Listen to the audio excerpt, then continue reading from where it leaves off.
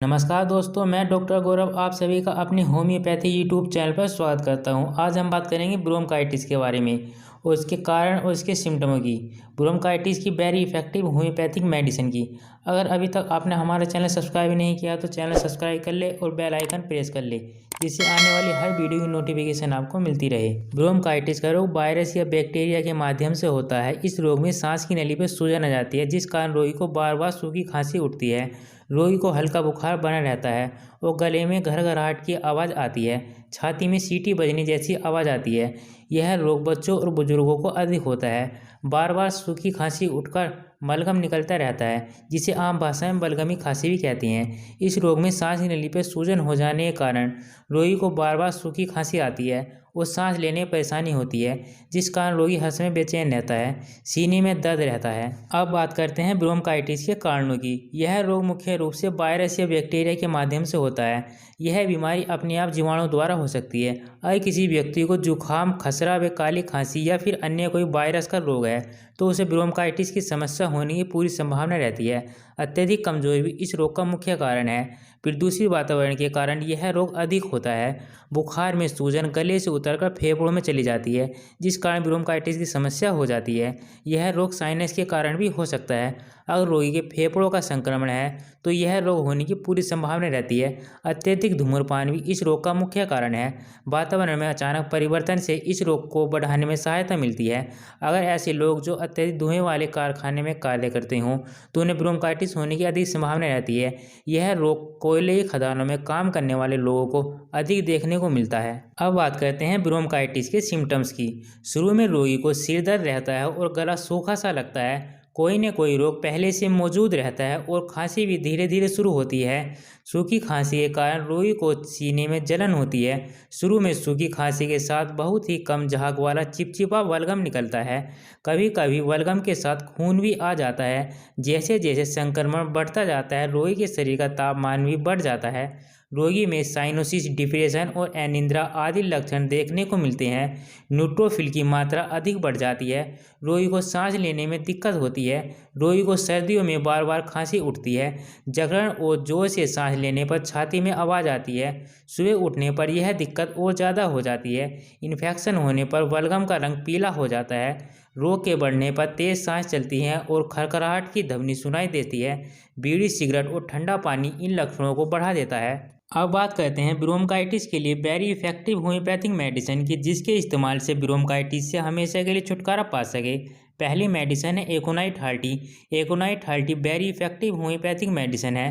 अगर रोग ठंड के मौसम में ठंड लगने के कारण हुआ हो तो उस समय एकोनाइट हार्टी देना चाहिए।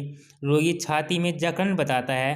रोगी को सूखी खांसी आती है। ब्रोंकाइटिस के रोगी को कठोर मलगम हो जाता है। खांसते समय सीने में दर्द होता है। बुखार हो सकता है। रात को रोग अधिक बढ़ जाता है। रोगी को शारीरिक बेचैनी और मानसिक परेशानी के साथ डर लगता है तो उस समय एकोनाइट हार्टी देनी चाहिए। Aconite hearty very effective homeopathic medicine है। इसकी दो दो बूंद सुबह, दोपहर, शाम तीनों टाइम डायरेक्ट जीभ पर डालनी चाहिए। इसके इस्तेमाल से रोगी बहुत जल्द ब्रोंकाइटिस से छुटकारा पा सकता है। नेक्स्ट मेडिसिन है बेलाडोनाट हार्टी। अगर रोगी को बहुत तेज सूखी खांसी आए, स्किन गर्म और ड्राई हो, परंतु जिस जगह कपड़ा ढका जाए वहाँ की स्किन में नमी आ जाए, अगर रोगी को फिलूसी हो जाए तो वह फिलूसी वाले फेफड़े की तरफ नहीं लेट सकता, रोगी को बहुत तेज बुखार हो तो उस समय बेलाडोनाट हार्टी का इस्तेमाल करना चाहिए। ये वेरी इफेक्टिव होम्योपैथिक मेडिसिन है। इसकी दो दो बूंद सुबह, दोपहर, शाम तीनों टाइम डायरेक्ट जीभ पर डालनी चाहिए। नेक्स्ट मेडिसिन है इपिकाक्ट हार्टी। इसे बच्चों का मित्र कहा जाता है। बचपन में अगर बच्चों को ब्रोंकाइटिस की समस्या हो जाए तो इस औषधि का सेवन कराना चाहिए। बच्चा खांसता है और उसके गले में घुटन महसूस होती है, छाती में घड़-घड़ की आवाज़ सुनाई देती है और बच्चों को उल्टी आती है तो उस समय इपिकाक्ट हार्टी का सेवन कराना चाहिए। ये वेरी इफेक्टिव होम्योपैथिक मेडिसिन है। इसकी दो दो बूंद सुबह, दोपहर, शाम तीनों टाइम डायरेक्ट जीभ पर डालनी चाहिए। नेक्स्ट मेडिसिन है एंटिमटाल्ट हार्टी।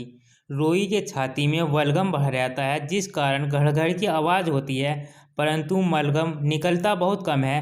रोगी ऐसे खांसता है मानो दम घुट जाएगा। रोगी खांसते खांसते दम घुटने से बचने के लिए उठकर बैठ जाता है। खांसना और दम घुटना लगातार एक दूसरे के बाद बना रहता है। सांस की नली में बलगम भरा रहता है, जिस कारण रोगी हर समय परेशान रहता है। तो ऐसी स्थिति में एंटीमटाल 30 देनी चाहिए। ये वेरी इफेक्टिव होम्योपैथिक मेडिसिन है। इसकी 2-2 बूंद सुबह दोपहर शाम तीनों टाइम डायरेक्ट जीभ पर डालनी चाहिए। नेक्स्ट मेडिसिन है मर्कसोल 30। रोगी की खांसी शाम के समय रात को बढ़ जाती है। रोगी ऐसा महसूस करता है जैसे छाती फट जाएगी। रोगी को अत्यधिक पसीना आता है। जितना अधिक पसीना आता है उतनी ही उसकी तबीयत बिगड़ जाती है।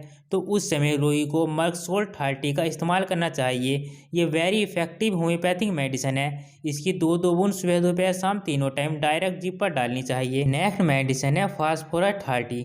अगर रोगी के बलगम में खून आए, रोगी खांसते समय कांपने लगे और ठंडा पानी पीना पसंद हो, रोगी को नींद से आराम मिले तो उस समय फास्फोरस 30 देना चाहिए। Phosphorus 30 very effective homeopathic medicine है। इसकी भी 2-2 बूंद सुबह दोपहर शाम तीनों टाइम डायरेक्ट जीभ पर डालनी चाहिए। अगर आप हमारे चैनल पर नए हैं तो चैनल सब्सक्राइब कर लें और बेल आइकन प्रेस करें, जिससे आने वाली हर वीडियो की नोटिफिकेशन आपको मिलती रहे, क्योंकि इसी तरह की लेटेस्ट वीडियो हम आपके लिए लाते रहते हैं। अगर आप किसी भी डिसीज़ या होम्योपैथिक मेडिसिन के बारे में कोई जानकारी लेना चाहते हैं तो आप हमें कमेंट करके बता सकते हैं। अगर आपको वीडियो पसंद आए तो वीडियो को अधिक से अधिक शेयर करें। Thank you.